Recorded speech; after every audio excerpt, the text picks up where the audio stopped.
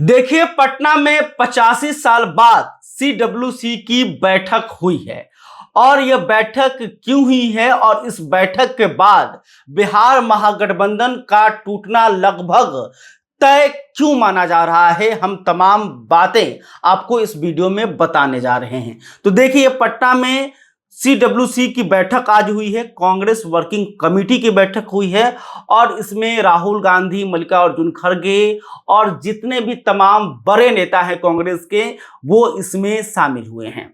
लेकिन कांग्रेस ने इस बैठक से पहले ही अपना इरादा साफ कर दिया है। उन्होंने बता दिया है कि उनका इरादा क्या है।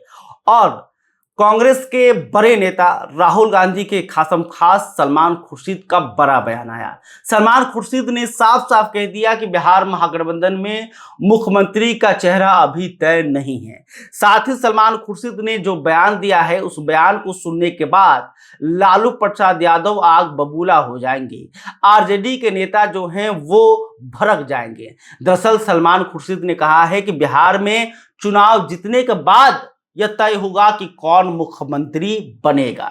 तो यह बयान जो है वो बिहार महागठबंधन में बवाल लाएगा, ये लगभग तय है। तो देखिए, सीडब्ल्यूसी की बैठक पटना में हुई और इसमें मल्लिकार्जुन खड़गे, महासचिव केसी वेणुगोपाल, कर्नाटक के सीएम सिद्धरमैया, उप मुख्यमंत्री डीके शिव कुमार, तेलंगाना के मुख्यमंत्री रेवंत रेड्डी, जिन्होंने बिहार के डीएनए पर सवाल उठाया था, बिहारियों की डीएनए पर सवाल उठाया था, वो रेवंत रेड्डी जो हैं वो इस बैठक में शामिल हुए। सचिन पायलट, रणदीप सुरजेवाला, भूपेश बघेल, जीतू पटवारी, हरीश चौधरी जो है, तमाम बड़े नेता वो इस बैठक में शामिल हुए। बैठक का क्या कारण था? बैठक आखिर पटना में ही कांग्रेस ने क्यों की और सीडब्ल्यूसी की बैठक पटना में 85 साल के बाद क्यों हुई, यह भी एक बड़ा सवाल है। तो देखिए, कांग्रेस इस बैठक के जरिए बिहार में शक्ति प्रदर्शन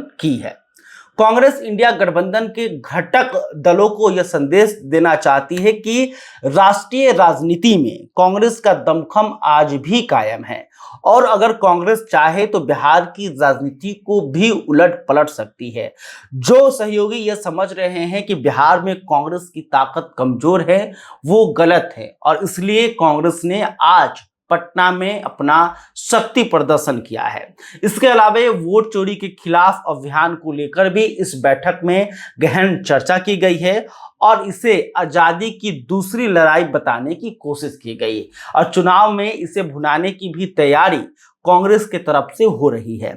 इसके अलावा कांग्रेस अपने जो पारंपरिक वोट बैंक है, जैसे कि सवर्ण, मुस्लिम और दलित, इनको कैसे जोड़ा जाए और इनको फिर से जोड़ने का जो कांग्रेस है वो प्रयास कर रही है और इसको लेकर करीब कई घंटे तक पार्टी के अंदर इस बैठक में मंथन हुई है कि पार्टी को इससे बेहतर परिणाम कैसे मिले और जो उनके पुराने वोट बैंक है, सवर्ण, मुस्लिम और दलित, इन्हें फिर से अपने साथ कैसे जोड़ा जाए। इसके अलावा घटक दलों को साफ संदेश दिया जा रहा है कि कांग्रेस के पास हर वोट बैंक का आधार है, इसलिए गठबंधन में उसकी भूमिका को कोई नजरअंदाज नहीं किया जा सकता। बैठक के जरिए कांग्रेस जता रही है कि वो गठबंधन के दबाव में नहीं झुकेगी। इसके अलावा कांग्रेस यह बताना चाहती है कि बिहार में आजादी की लड़ाई में उसके नेतृत्व में लड़ी गई थी और सदाकत आश्रम में बैठक इसी मकसद से रखी गई है। इसके अलावा सदाकत आश्रम का महत्व क्या था, ये भी हम महत्व क्या है वो भी हम बता देते हैं कि सदाकत आश्रम का महत्व, सदाकत अरबी भाषा का एक शब्द है जिसका अर्थ है सच्चाई, और आश्रम को कांग्रेस ने इतिहास और संघर्ष का प्रतीक बताने की कोशिश इस बैठक में की है। लेकिन देखिए, सबसे मजेदार बात बिहार महागठबंधन के लिए ये रही और आरजेडी के लिए ये रही है कि तेजस्वी यादव जो खुद को एक तरफ घूम घूम कर बिहार में कह रहे हैं कि हम ही मुख्यमंत्री के उम्मीदवार हैं। तेजस्वी यादव जो है बिहार की 243 विधानसभा सीटों पर चुनाव लड़ेगा और तेजस्वी यादव को आप लोग बिहार का मुख्यमंत्री बनाइए। लेकिन दूसरी तरफ उनके ही जो बड़े सहयोगी हैं कांग्रेस और कांग्रेस के जो नेता हैं वो कह रहे हैं कि मुख्यमंत्री का उम्मीदवार अभी तय ही नहीं हुआ है और चुनाव से पहले सीएम फेस तय ही नहीं होगा, बल्कि चुनाव जीतने के बाद ये हम तय करेंगे कि मुख्यमंत्री कौन बनेगा।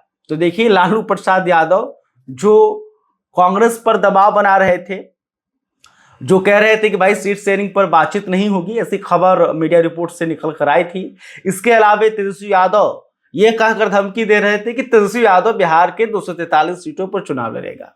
उस धमकी को देखिए कांग्रेस ने किस तरह से साइडलाइन किया और उल्टा तेजस्वी यादव पर कांग्रेस की तरफ से दबाव बनाया गया है।